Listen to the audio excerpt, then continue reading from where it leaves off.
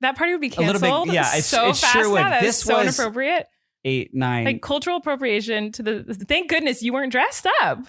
You would get canceled. Well, now that's for that. the kind of button to this story. Okay. Is that yes, because I didn't know what party we were going to, and none of us did. We just knew, there's this party. This must have been so long Someone ago. had texted someone, here's this big party. Then we're valeting at somewhere in the hills, and we're let into this party, and everyone is dressed like this, and it's at Maroon 5's house. Really? Yeah. You've never told me this. I've never told you this story, no. And we stood out so much because we were literally the only people that weren't dressed as one or the other. Oh my gosh. Like everyone else was decked out. And right as we got in, I felt like it was very strange. Like we got in and I was like, everyone's dressed as this. And then all of a sudden we were in a circle and it was just the members of Maroon 5. I felt like we're in a circle around us. Dressed I feel like they're the type that would perform at their own party. Did they perform? I feel like they'd be like, we're going to sing for you guys now. I feel like that would be their jam. I don't know that they did. I don't have a memory of that. So funny. That's amazing. Those stories are better than mine. But they didn't kick us. I think we got some. Were they nice? I think like Adam Levine, is that his name? Gave us like a side eye, but they didn't like kick us out. Like they were nice and like, you're here, so welcome. Why not? Yeah. Here's all this stuff. But it sounds amazing. You know what else? What am I sounds telling amazing? this story? I don't for? know. I love it. People wanted to know about our celebrity encounters, and they all know mine, so they didn't know yours. So it was like I was curious too. That's just like 2 random pool parties. Like I have so many other stories. Well, maybe we'll do a whole and episode working with on people that were like awesome. And strange.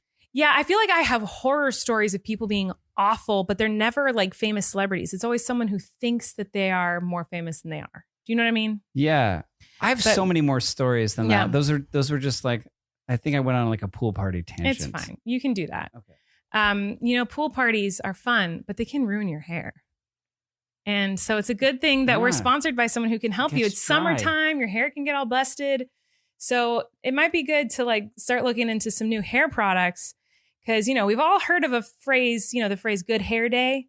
You know what we're talking about. When your hair looks good and feels absolutely perfect and you don't have to spend so much time in front of the mirror trying to make it function of beauty ad work. It's a function of beauty ad.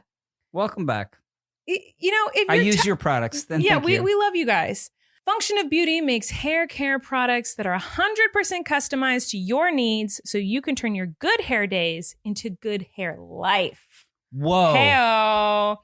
We love Function of Beauty. I just got goosebumps here. I know. That was really good. Function of Beauty is the world leader in customizable beauty, offering customized formulations for your hair's needs. Here's how to get started. First, you take a quick little quiz that's very thorough, and you tell them a little bit about your hair type. Is it straight, wavy, curly, oily, coily? What is it? And your hair goals, such as lengthen, volumize, oil control, What about frizz?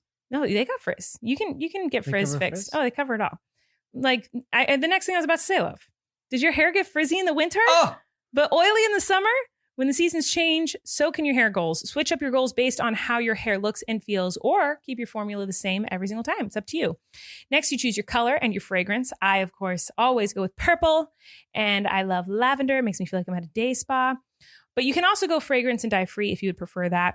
After you take your quiz, Function Beauty will send you your 100% customized formula along with a regimen card with recommendations on when and how to use your products. Function Beauty also just launched its best-in-class subscriber program, Function with Benefits. Subscribers get discounts on every order, free treatment, hair mask, serum, or leave-in, every 4 orders, access to exclusive fragrances and colors, early access to new products, and more. Super awesome. Go check it out. If this sounds like something you guys want to do, which you should because it's the best. Does it say your name on the bottle when you order it? It says function of Colleen on mine, and yours says function of Erik. So we never get mixed up. If you guys want to check it out, you can. You can turn your good hair days into good hair life. Go to functionofbeauty.com/relax to take your quiz and save 20% on your first order. Go to functionofbeauty.com/relax to let them know you heard about it from our show and to get that 20% off your order. That is functionofbeauty.com/relax. All right. So one of the other things that was Wait. What? Before we get to the next thing, it's been a while. It's been a while since we've done a truck of the day. It's also been a while since we've done bump check. Hey, Christopher, can you put in that sound here? What? It's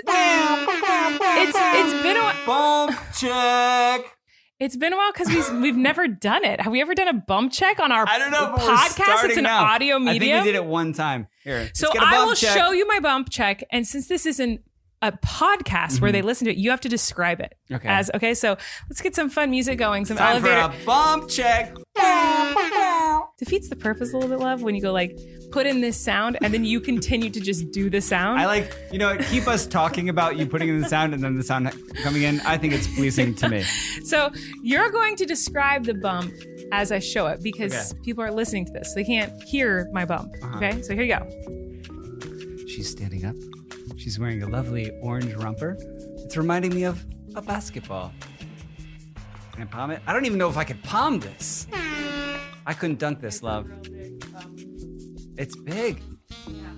So why is it so big now? Because I'm having twins. Oh. So we are, I am 16 weeks pregnant. That means I'm 4 months pregnant technically now with twins. And also women just show differently. Like there are women who get to like 29, 30 weeks and they still don't even look pregnant.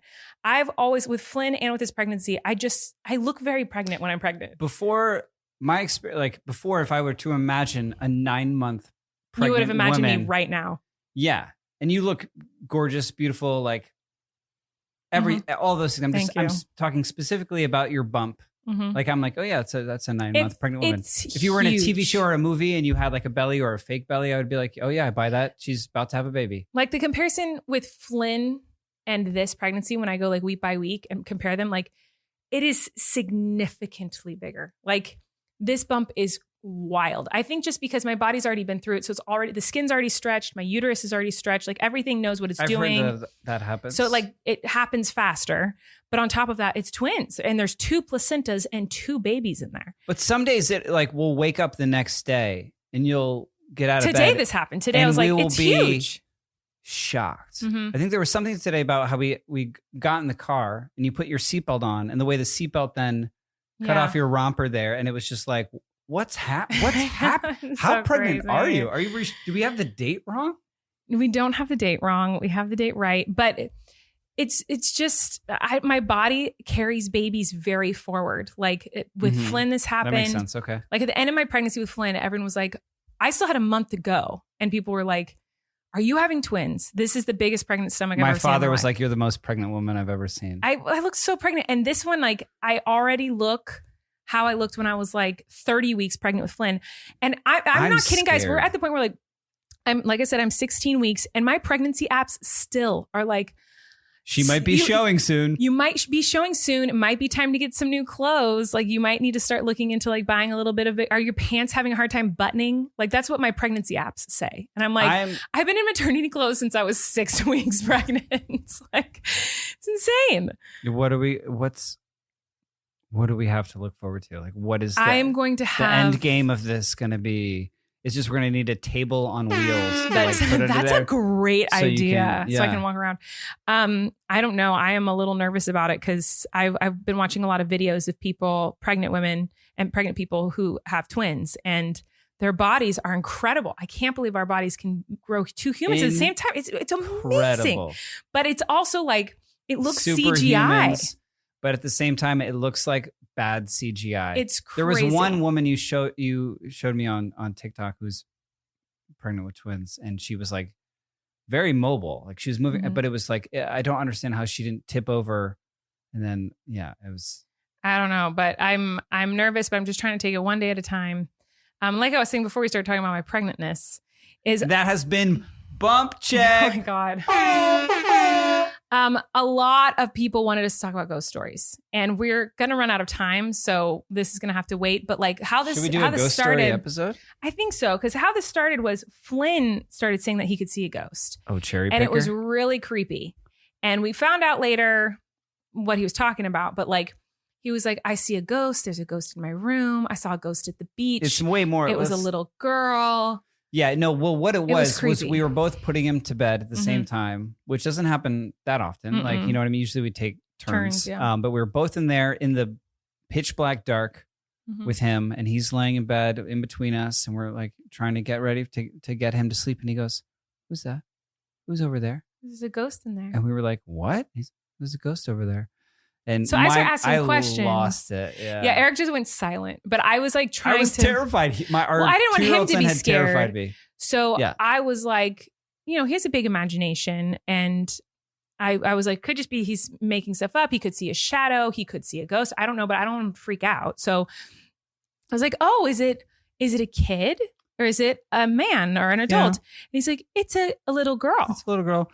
And with every answer, like to all of your questions, very matter of fact. Every answer, it was it was like as if this person was standing there in the pitch black darkness right next to us. Well, first he was talking about a little girl at the beach. So we went to the beach that day, and he had said that he saw a little girl in the sand. She was not in the water. He said, she's not in the water. She was on the sand, a little girl. And I said, what's her name? And he said, Cherry Picker. Mm-hmm. And then when we were in the room, he said, there's a great ghost in here. Great name for a ghost, by the way. He said, there's a ghost in here. And then he was talking about the ghost in the room. And he's done that a few Anybody times. else listening have goosebumps? Like, I'm scared now even read. So I talked about it in my vlog. And then the comments were like, there was a top comment that said like, this is from a cartoon about some tow truck show or something that I don't watch with him, but I guess he's watched with you or like my parents at some point or something. Yeah, with me. Yeah, there's a tow truck show. And in one episode, there is of course, because when you're making entertainment for toddlers, you're going to have a ghost episode. Well, he doesn't watch that show anymore. He certainly does not. And I guess there's an episode he must have seen once. And Flynn is a sponge. You show or say anything to him once, he will remember it forever. And so he must have just remembered it and was talking about it that night. So we figured out what it was. Like it was the only time he had seen in the world, like of his entertainment, a ghost. And so he's now seeing a real ghost, but he doesn't know how to describe it to us. So he's like, oh, well, Cherry Picker, like that's a ghost. I just so had now a he's thought. like seeing a real ghost because our child sees ghosts. Mm-hmm. Well, he doesn't. He doesn't see ghosts. But he's like, this is you how know I'll what's funny explain is them. I talked about this on my Insta story. And my friend, who is a professional ghost hunter, like literally is on the show Ghost Hunters. You do have that friend. He's amazing. I love him. His name is Adam. And he actually helped me with my last ghost hunting video. I love ghost hunting. I've had a lot of ghost encounters in the past that I'd love to talk more about. I've talked about some of them on here. I feel like we got to do a whole episode of this then. Yeah, well, this is what I was just thinking. We should do an episode. Would he come That's what I was on? going to say. I think he would, because he did not an episode of a YouTube video with me where I went ghost hunting, and he sent me like ghost hunting equipment. And I went ghost hunting with Corey and Rachel, and he like gave me tips on how to do it. And I interviewed him on it. I think he needs to check out Flynn's room and see if he actually gave me Cherry Picker is. He actually gave me like great advice. He's like, hey, do you mind if which I actually really appreciate this, because a lot of people just give you unsolicited parenting advice. Uh-huh. And he reached out and was like, do you mind if I tell you something about children and ghosts? Like, he asked my permission first, which I thought was really like that's thoughtful. Very nice. Yeah. And of course I said yes. I love him. He's my friend. But like and he knows, I mean, he's a professional ghost hunter, like literally a professional ghost hunter. He has crazy stories. He's on the show. Ghost Hunters, yeah. That's a big show, right? Yeah. What network is that on?